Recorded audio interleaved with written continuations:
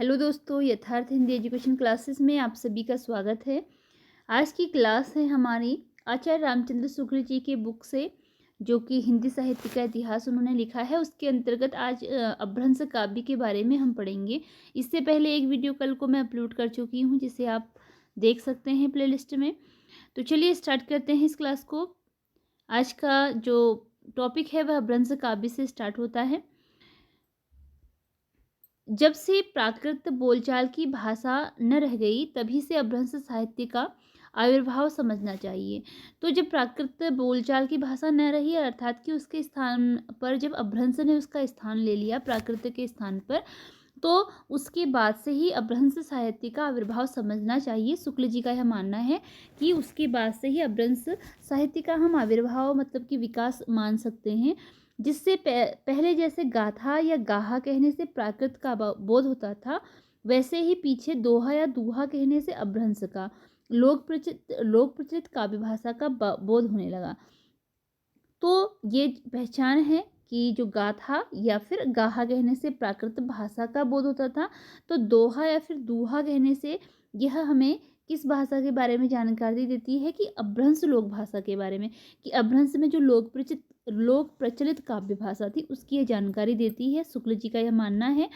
तो इस पुरानी प्रचलित काव्य भाषा में नीति, श्रृंगार, वीर आदि की कविताएं तो चली ही आती थी, और जैन और बौद्ध धर्माचार्य अपने मतों की रक्षा और प्रचार के लिए भी इसमें उपदेश आदि की रचना करते थे।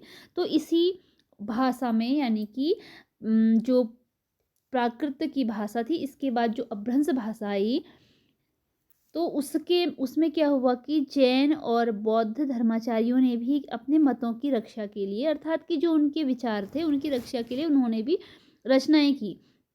देखिए, शुक्ल जी के द्वारा यहाँ पर कहा गया है कि अपने मतों की, जैन और बौद्ध धर्माचार्य द्वारा अपने मतों की रक्षा के लिए उपदेश आदि की रचना की। क्योंकि शुक्ल जी ने जो जैन धर्म था, बौद्ध धर्म था और शैव धर्म था, ठीक है, इनके द्वारा जो रचनाएं की गई हैं उसे आदिकाल के अंतर्गत नहीं माना है। यानी कि उन्होंने इसे साहित्यिक रचना नहीं मानी है, क्योंकि शुक्ल जी ने इनकी रचनाओं को सांप्रदायिक शिक्षा मात्र कहा है। ठीक है, तो इसीलिए यहाँ पर इन्होंने लिखा भी है कि इन्होंने अपने मतों की रक्षा और प्रचार के लिए ही उपदेश आदि की रचना की थी। अगला आगे है कि प्राकृत से बिगड़कर जो रूप बोलचाल की भाषा ने ग्रहण किया, वह आगे चलकर कुछ पुराना पड़ गया।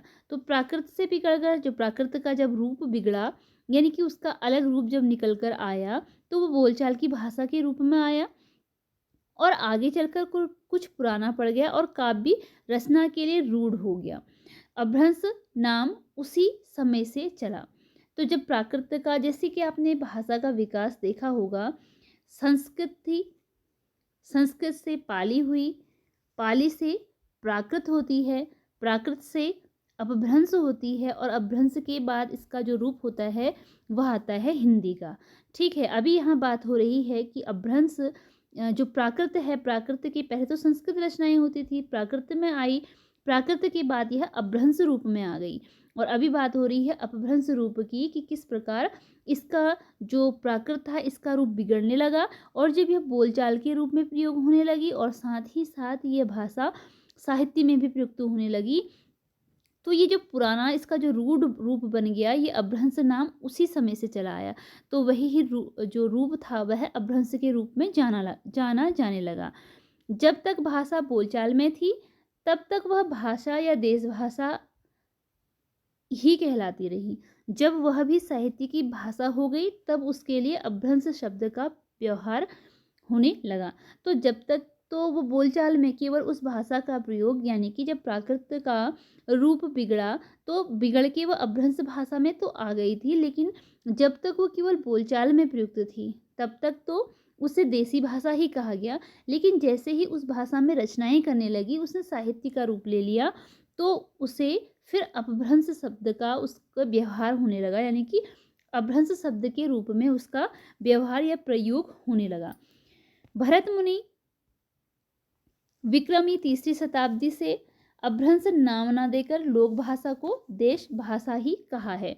तो भरत मुनि ने जो है अपभ्रंश नाम न देकर लोक भाषा को क्या कहा है, देश भाषा ही कहा है, जो कि विक्रमी तीसरी शताब्दी के समय की बात है।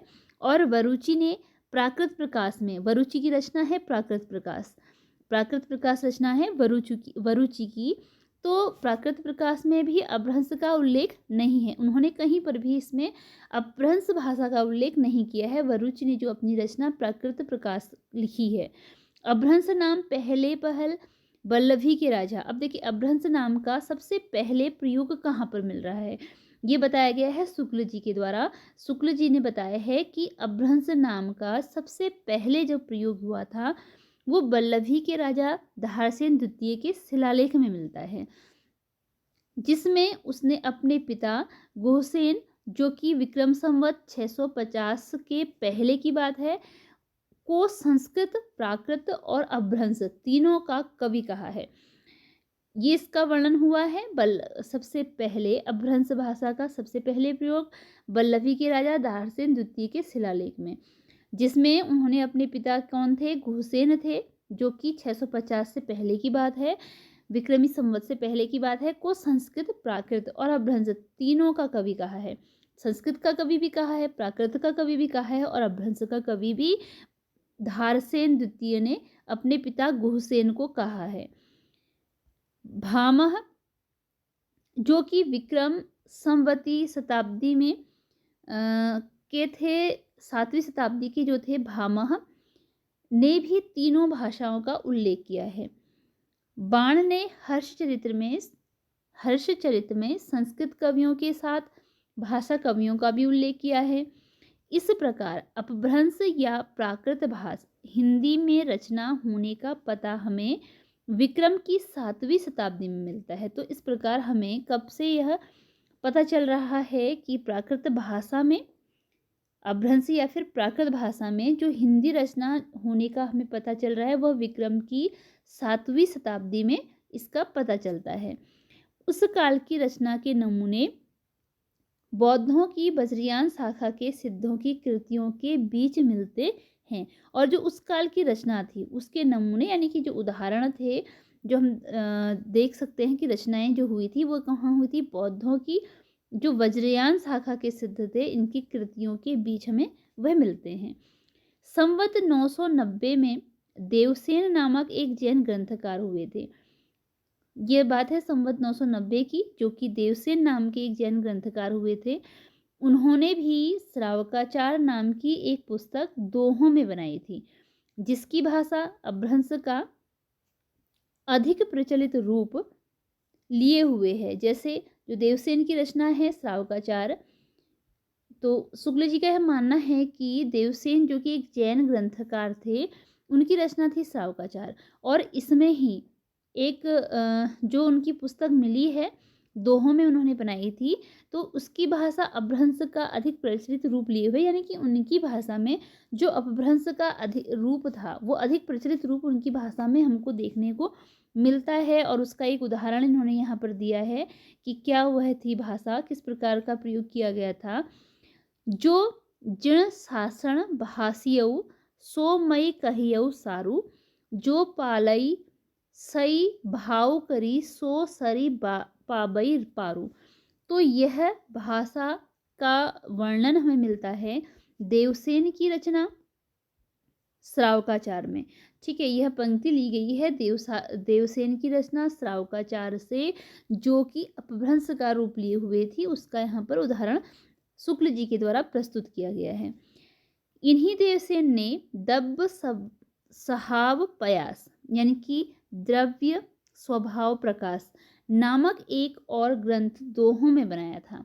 तो इन्होंने देवसेन ने एक जो रचना की थी उसका नाम था दब्ब सहाव पयास, जो कि दोहों में ही इन्होंने रचना की थी, और जिसके पीछे से माइल्ड धवल ने गाथा या साहित्य की प्राकृत में रूपांतरण किया था। इसके पीछे तो जैन कवियों की बहुत सी रचनाएं मिलती हैं, जैसे श्रुति पंचमी कथा, योगसार, जसर चरियु, नई कुमार चरियु इत्यादि। तो इसके बाद जैन कवि जो देवसेन हुए थे, इनके बाद भी बहुत सारी रचनाएं हमको जैन साहित्य की मिलती हैं, यानी कि जैन कवियों की मिलती हैं। जिसमें श्रुति पंचमी कथा है, योगसार है, जसर चरियु है, रणय कुमार चरियु है। तो यह रचनाएं भी जैन साहित्य की मिलती हैं। अब ध्यान देने की बात यह है कि जो चरित्र काव्य या आख्यान काव्य के लिए अधिकतर चौपाई दोहे की पद्धति ग्रहण की गई है। तो सबसे ज़्यादा ध्यान देने की बात यह है कि जो चरित्र काव्य लिखे गए थे, आख्यान काव्य लिखे गए थे। चरित्र काव्य मतलब कि जब किसी किसी विशेष चरित्र को लेकर जो काव्य लिखा गया था, तो जब वह काव्य लिखे गए थे तो उसमें अधिकतर प्रयोग किया गया था दोहा, चौपाई और दोहे की पद्धति का। इस पद्धति को ग्रहण किया गया था जो कि चौपाई या फिर दोहों में लिखा गया था। पुष्पदंत, जिनका समय रहा संवत 1029 के आदि पुराण, इनकी रचना का नाम पुष्पदंत की रचना थी आदि पुराण और उत्तर पुराण। चौपाइयों में है, ये क्या है, चौपाइयों में इनका वर्णन मिलता है। ठीक है, पुष्पदंत की रचना आदि पुराण और उत्तर पुराण, यह किस में थी, चौपाइयों में लिखी थी, चौपाई शैली में लिखी गई थी। तो उसी काल के आसपास का जसहर चरियु, यशधर चरित्र, जसहर चरियु जिसका जो है कि यशधर चरित्र भी जिसे कहा जाता है, यह भी चौपाइयों में लिखा गया था। जैसे अब इसके लिए उदाहरण है कि किस प्रकार चौपाइयों में लिखा था कि बिणु धौलेण सयंडु किम हल्लई, बिणु जीवेण देहु किम चल्लई, बिणु जीवेण मोक्ष को पावई, तुम्हारिसु किम अपई आवई। तो चौपाई दोहे की यह परंपरा हम आगे चलकर सूफियों की प्रेम कहानियों में, तुलसी के रामचरितमानस में और छत्र प्रकाश व्रजविलास, सबल सिंह चौहान के महाभारत इत्यादि अनेक आख्यान काव्यों में पाते हैं। तो ये जो दोहा चौपाई की परंपरा थी वह आगे चलकर भी हमें इन कवियों की रचनाओं में मिलती है, जैसे सूफियों की प्रेम कहानियों में मिलती है। ठीक है, सूफियों की प्रेम कहानियों में इसका वर्णन मिलता है और तुलसीदास के रामचरित में भी दोहा चौपाई मिलती है, छत्र प्रकाश में, व्रजविलास में, सबल सिंह चौहान के महाभारत इत्यादि में। इन आख्यानों में हम इसी शैली को पाते हैं। आगे को बौद्ध धर्म विकृत होकर वज्रयान संप्रदाय के रूप में देश के पूर्वी भागों में बहुत दिनों से चला आ रहा था। अब देखिए, बौद्ध धर्म जो है विकृत होकर, यानी कि कुछ इसका स्वरूप भी कुछ बिगड़ गया था। तो ऐसा होते हुए वज्रयान संप्रदाय के रूप में, क्योंकि इसके संप्रदाय बट गए थे दो संप्रदायों में, आगे चलकर जो बौद्ध धर्म था यह भी दो संप्रदायों में बढ़ गया था। तो जब वज्रयान संप्रदाय के रूप में ये देश के पूर्वी भागों में बहुत दिनों तक चला आ रहा था, बहुत दिनों से चला आ रहा था, तब बौद्ध तांत्रिकों के बीच वामाचार अपनी चरम सीमा को पहुंचा। ये बिहार से लेकर आसाम तक फैले थे और सिद्ध कहलाते थे। तो उस समय जो बौद्ध तांत्रिकों के बीच वामाचार अपनी चरम सीमा को पहुंचा था, और ये जो बौद्ध तांत्रिक थे ये बिहार से लेकर आसाम तक फैले थे और ये सिद्ध कहलाते थे। जैसे हम पाते हैं सिद्ध साहित्य को पाते हैं, जिसमें सिद्धों के नाम हमको मिलते हैं, सरहपा, सबरपा। ठीक है, तो ये सिद्ध कहलाते थे उस समय, जो कि बिहार से आसाम तक जो तांत्रिक बौद्ध फैले हुए थे यही कहलाते थे सिद्ध। 84 सिद्ध इन्हीं में हुए थे। तो इनमें 84 सिद्ध हुए थे जिनका परंपरागत स्मरण जनता को अब तक है, जो कि अभी भी हमारे पास कितनी बार क्वेश्चन आता है कि सिद्धों की संख्या कितनी मानी जाती है, कितनी मानी जाती है, 84 मानी जाती है। शुक्ल जी भी इनके बारे में बता रहे हैं कि उस समय 84 सिद्ध हुए थे, जो कि बिहार से लेकर आसाम तक फैले हुए थे। इन तांत्रिक योगियों को लोग अलौकिक शक्ति संपन्न समझते थे। ये अपनी सिद्धियों और विभूतियों के लिए प्रसिद्ध थे। राजशेखर ने कर्पूर मंजरी में भैरवानंद के नाम से एक ऐसे ही सिद्ध योगी का समावेश किया है।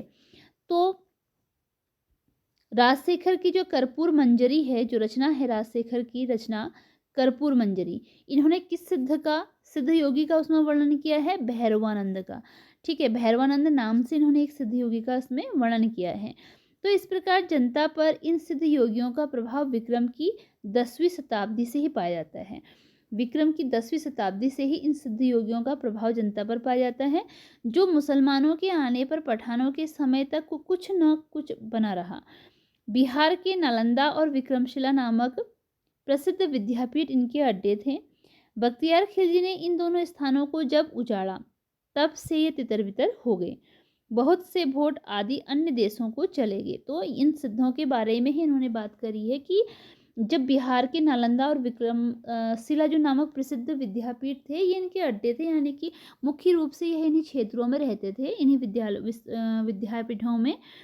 उसके बाद जब बख्तियार खिलजी ने इन दोनों स्थानों को उजाड़ दिया, यानी कि यहाँ पर आक्रमण कर दिया था और इनको ध्वस्त कर दिया था जब इन विद्यापीठों को, तो सभी तितर बितर हो गए थे और बहुत से लोग जो थे वो भोट आदि देशों को चले गए थे। अब 84 सिद्धों के नाम हैं। जो 84 सिद्धों की बात कही गई है तो वह 84 सिद्ध हैं। उनमें लूहीपा, लीलापा, विरूपा, डोंडीपा, सबरीपा, सरहपा, कंकालीपा, मीनपा, गोरक्षपा, चौरंगीपा, वीणापा, शांतिपा, तंतीपा, चमरीपा, खगटपा, नागार्जुन, कन्हपा, कर्णरिपा, थगनपा, नारोपा, सीलपा, तिलोपा, छत्रपा, भद्रपा, दोखंधीपा, अजागीपा, कालपा, धोभीपा, कंकड़पा, कमरीपा, डेंगीपा, भदेपा, तंधेपा, कुकुरीपा, कुचपा, धर्मपा, महीपा, अचिंतीपा, भल्लहपा, नलिनपा, भुसुकुपा, इंद्रभूति, मेकोपा। आगे भी कुछ नाम हैं इनके सिद्धों के जो यहाँ पर पूरे दिए गए हैं। ठीक है, ये इनके नाम थे। अब देखिए, एक जो हम अधिकतर देख रहे हैं कि हमें सब में पा शब्द दिखाई, पा जो वर्ण है वो दिखाई दे रहा है। तो ये पा क्या था, इसमें आदर सूचक, आदरार्थक पाद शब्द है। जो पा है ये है आदरार्थक शब्द है, मतलब आदर के रूप में भी इसका प्रयोग करते थे कि इस सूची के नाम पूर्वापर कालाक्रम से नहीं हैं, इनमें से कई एक समसामयिक भी थे। ठीक है, तो ये है। अब देखिए, इसमें मुख्य जो बात है ध्यान देने की वह है कि प्रत्येक सिद्ध के नाम में हमें पा शब्द दिख रहा है, जिसका नाम है कि यह आदर, जो कि है आदर सूचक। ठीक है, पा जो है यह आदर सूचक शब्द है। फिर आगे बढ़ते हैं। बज्रयान शाखा में जो योगी सिद्ध के नाम से प्रसिद्ध हुए, तो बज्रयान जो शाखा थी इसमें जो योगी, मतलब कि जो योगी थे इसमें, वो जो सिद्ध के नाम से प्रसिद्ध हुए थे, वे अपने मत का संस्कार जनता पर भी डालना चाहते थे। इससे वे संस्कृत रचनाओं के अतिरिक्त अपनी वाणी अपभ्रंश मिश्रित देश भाषा या काव्य भाषा में भी बराबर सुनाते थे। जो भी वे बोलते थे, मतलब जो भी उनकी रचनाएं होती थी, जो उनके द्वारा लिखा जाता था, तो वे अपभ्रंश मिश्रित देश भाषा काव्य भाषा में बराबर सुनाया करते थे। उनकी रचनाओं का एक संग्रह पहले हरप्रसाद शास्त्री ने क्या किया, हरप्रसाद शास्त्री ने बंगला अक्षरों में बौद्धगान और दोहा के नाम से निकाला था। तो हरप्रसाद शास्त्री की आपने देखा ही होगा, यह रचना है हरप्रसाद शास्त्री की। कितनी बार आता है कि बौद्धगान और दोहा किसने लिखा, तो वह लिखा था हरप्रसाद शास्त्री ने, और बंगला अक्षरों में इन्होंने उनकी रचनाओं का एक संग्रह पहले ही निकाल दिया था। पीछे त्रिपिटकाचार्य राहुल सांकृत्यायन जी भोट देश में जाकर सिद्धों की और बहुत सी रचनाएं लाए। तो उसके बाद त्रिपिटकाचार्य और राहुल सांकृत्यायन जी ने क्या कहा, भोट देश जाकर इन सिद्धों की बहुत सारी और रचनाएं ये लाए थे कि इनके द्वारा जो जो रचनाएं की गई थी, और इसी की रचना के आधार पर ही सांकृत्यायन जी ने सरहपा को सबसे पहला कवि भी इन्होंने माना था। तो सिद्धों में सबसे पुराने सारज यानी कि सरोज वज्र भी नाम हैं, जिनका काल डॉक्टर विनयतोष भट्टाचार्य ने विक्रम संवत 690 निश्चित किया है। उनकी रचना के कुछ नमूने दिए जाते हैं, जैसे अंतःसाधना पर जोर और पंडितों को फटकार, पंडिय साल सद पखाणई, देह ही रुद्ध बसंत न जाणई, अमणागमन तेन बिखंडिय तोवी निजलज्जई भड़ई हऊँ पंडिय। आगे है, देखिए, जही मन पवन न संजरई, रवि शशि नाही पवेश, तही बट चित्त विषाम करूं, सरेहे कहिय उवेश। घोर अधारे चंदमणि जिमि उज्जो करई, परम महासुह एकहु कड़े, दुरिय अशेष हरई। जीवंतः जो नौ जरई सो अजरामर होई, गुरु उपैसे बिमलमयी, सो पर धरना कोई। तो दक्षिण मार्ग छोड़कर वाम मार्ग ग्रहण का उपदेश भी इसमें मिलता है। ठीक है, ये रचनाएं मिलती हैं। और लुईपा या लूहपा जो कि संवत 830 के आसपास के गीतों के भी उदाहरण इसमें ये मिलते हैं। ये लुईपा की यह पंक्तियां हैं। ये पंक्ति भी पूछी भी जा चुकी है। का तरुवर पंचविडाल, चंचल छिए पढ़ो पढ़ो काल। तो यह जो का तरुवर पंचविडाल, इस रूप में इस पंक्ति को पहले एक बार एग्जाम में पूछा भी जा चुका है, यह पंक्ति किसकी है करके। तो यह पंक्ति किसकी है? लुहीपा की यह पंक्ति है। विरूपा जो कि संवत 900 के लगभग हुए थे, संवत 900 के लगभग की इनका समय जो रहा था। तो इनकी साधना पद्धति, अंतर्मुख साधना की पद्धति इनकी थी। यह इसके विरूपा का जो है, विरूपा के द्वारा लिखी गई पंक्ति है। सहजे थिर करी बारुणी साध, अजरामर होई दिए दिट कांध। दशमी दुआरत चिन्ह देखैया, आइल गराहक अपने बहिया। 64 घड़िए डेट पसारा, पैठल गराहक नाही निशारा। उसके बाद आते हैं कन्हपा, संवत 900 के उपरांत। इनकी 900 के उपरांत यानी कि 900 के बाद का जो इनका समय रहा। की वाणी के कुछ खंड नीचे उधर दिए हैं। तो कन्हपा की जो कुछ वाणी थी, यानी कि इन्होंने किस प्रकार की रचनाएं लिखी थी, उसका भी इसमें वर्णन मिलता है। यह कन्हपा के द्वारा लिखी गई पंक्तियां हैं, कन्हपा के द्वारा लिखी गई थी। और बज्रियानियों की योग तंत्र साधनाओं में मध्य तथा स्त्रियों का, जो बज्रियानी थे इनकी जो योग तंत्र साधना है, इसमें मध्य तथा स्त्रियों का विशेषतर डोमिनी रस की आदि का अबाध सेवन एक आवश्यक अंग था। सिद्ध कन्हपा डोमिनी का आह्वान गीत इस प्रकार गाते हैं। अब ये सिद्ध कन्हपा की ही पंक्तियां हैं जो यहाँ पर लिखी हैं।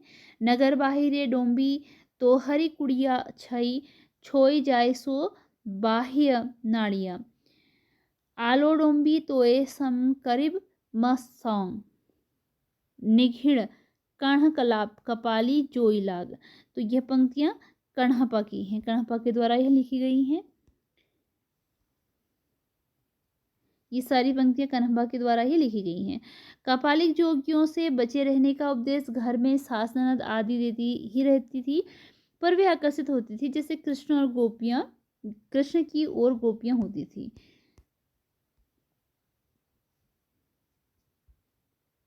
आज की क्लास में इतना ही। मिलते हैं अगली क्लास में इसके आगे के टॉपिक के साथ। धन्यवाद।